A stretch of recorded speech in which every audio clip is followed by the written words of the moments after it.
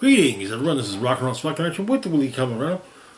We're near the home stretch, so let's keep things going. Starting off with Venom War Fantastic Four. This one shot is a Venom War tie-in. Recently, in I believe it was Venom War number 3. Red Goblin, Normie Osborn, and Flexo attacked each other. Well, Flexo attacked Eddie Brock and took control of Dylan Brock to do so. And Red Goblin made a counterattack. It turned out that both were under the control of other beings. Flexo under the control of Doctor Doom, and Kang the Conqueror controlling Red Goblin. So the issue starts off with Red Goblin trying to Normie Osborn trying to regain control of Rascal, while Flexo fights Normie. But it turns out that, like I said, this is a chrono war stratagem between, a proxy war of sorts between Kang the Conqueror and Doctor Doom. Turns out that Doctor Doom has a strategic planning cyber collective, aka Scheme Bots, 15th generation. They are basically Doom bots that are designed to, create, concoct schemes for Doctor Doom to use. And there's a similar entity with Kang.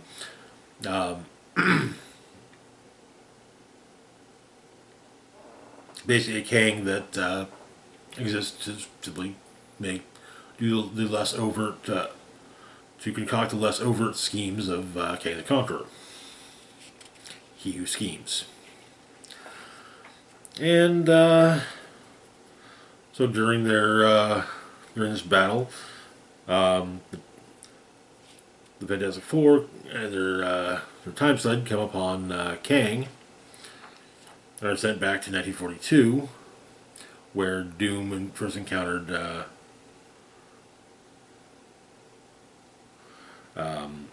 Flexo,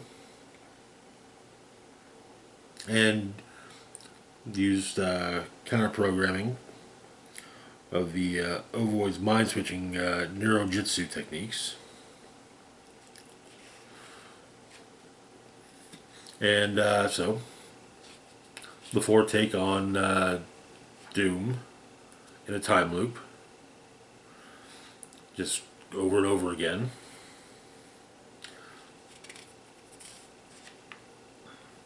But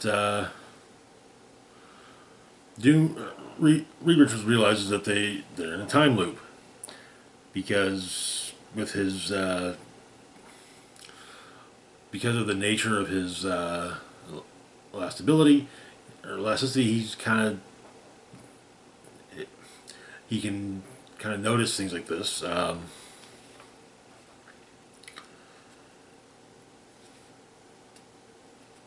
And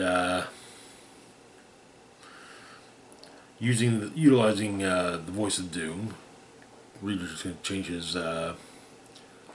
his voice to sound like others.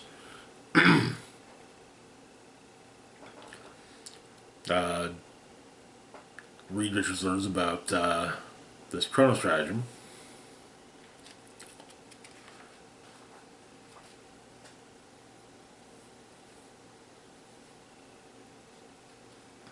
and so the four take on He Who Schemes. Eventually, dropping He Who Schemes on the Scheme Bots. And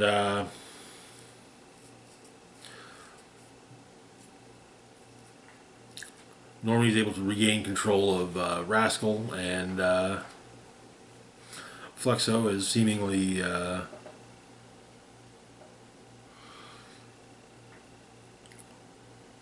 back under the control of basically not under Doom's control. And so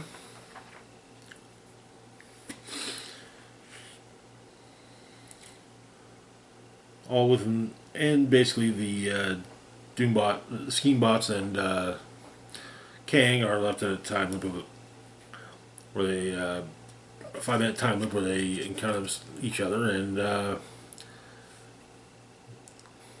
just consistently in, well, a loop, and that is where the issue presumably ends. It was a fun issue. I like the idea that Reed can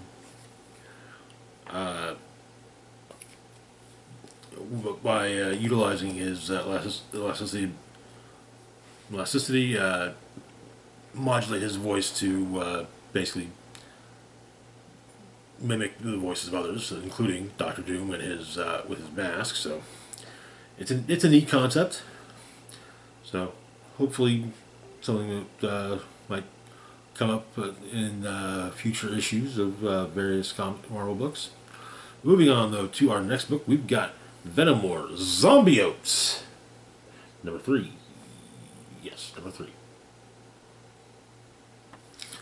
So, where we left off, Shocker was trying to resurrect Boomerang around the same time the Venom War broke out, and so Shocker, the corpse of Boomerang, Overdrive, She-Hulk, a couple of kids, and the Zombiote Hellcat were trapped in locked themselves into the bar with no name. And also the barkeep, Hilda. So the issue begins. And, well, it seems like Shocker was going to succeed in resurrecting Boomerang. And that's about the time when, shit hit the fan. So the issue opens with Shocker reminiscing about Boomerang, while Zombie Boomerang is attempting to put a bite on him. But Shocker smashes the Resurrection Stone on Boomerang's head, and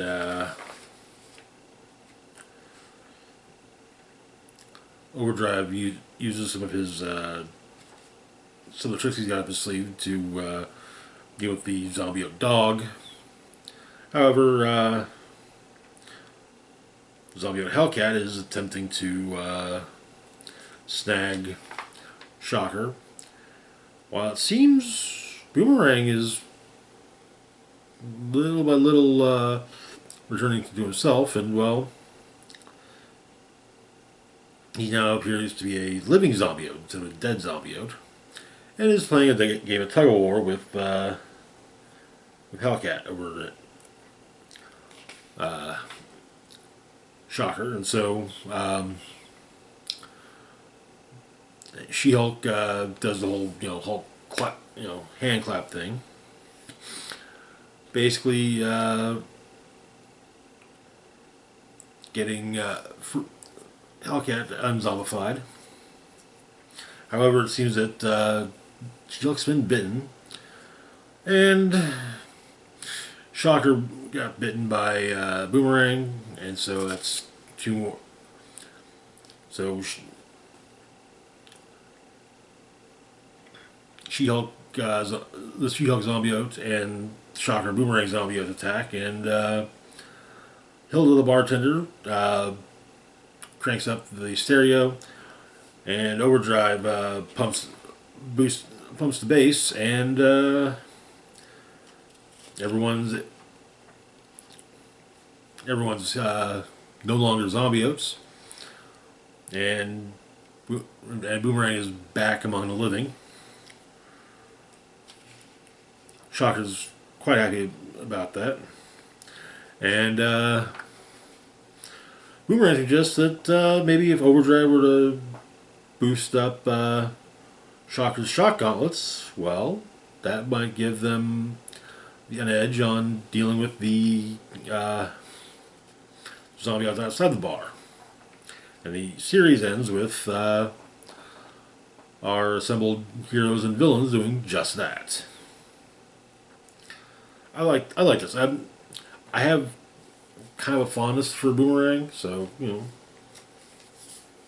glad to see him back among the living. Likely to be one of the more lasting effects of Venom War.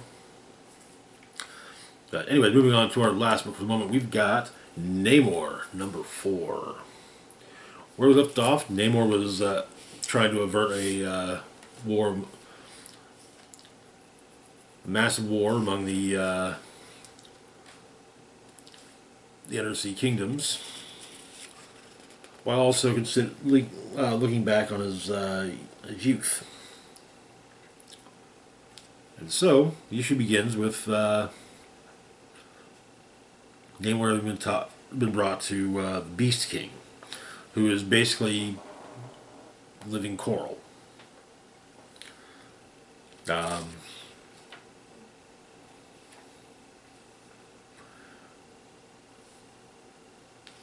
And he intends to lead an army of the large beasts of the deep against Atlantis. And apparently in Namor's past, he continued to be friendly with the kelp farmers and the working people of Atlantis. And he spoke to the king about perhaps, allowing, basically making it so that the people, the working people of the sea, can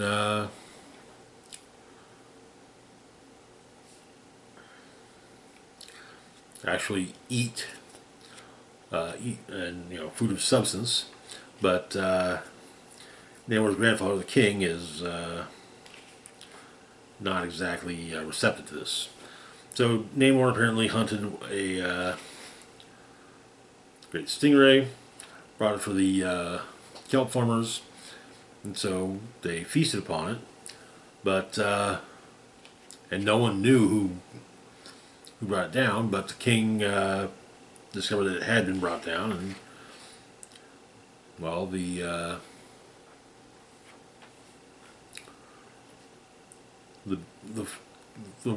people were arrested, and each were to be given 1 lash per bite.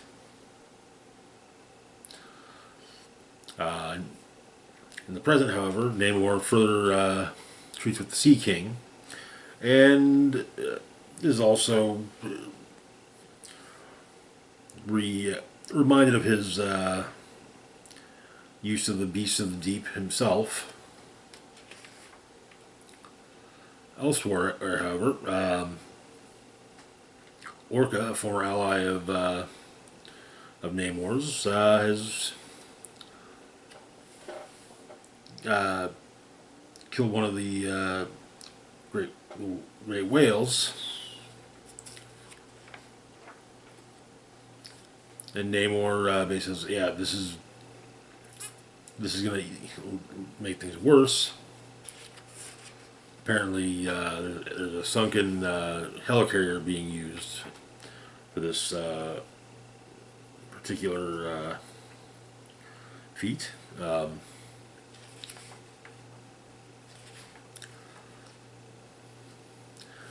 But leads to exacerbated tensions between the Beast King and Orca, as well as just the people of Atlantis. In the past, Namor admitted to hunting and killing the stingray, and took the punishment. 100 lashes per person. So, yeah.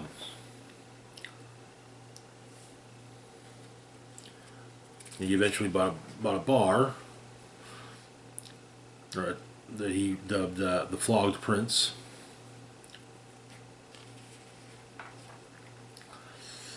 But Namor takes on both the Beast King in the present and Orca.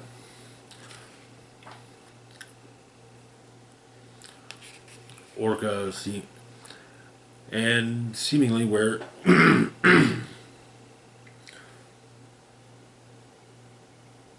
in the ruins of old Atlantis.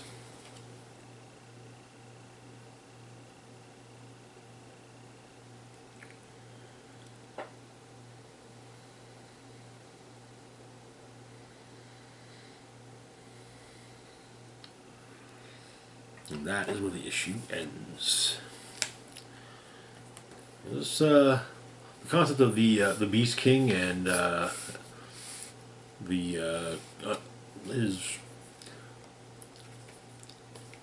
his Army of the Deep was honestly really neat.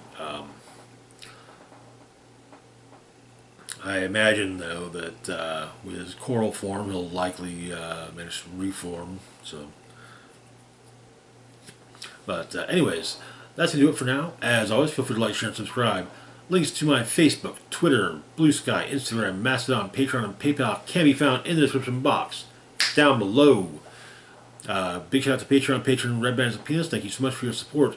It is greatly appreciated. This is Rock and Roll Spock signing off saying, live long and rock hard.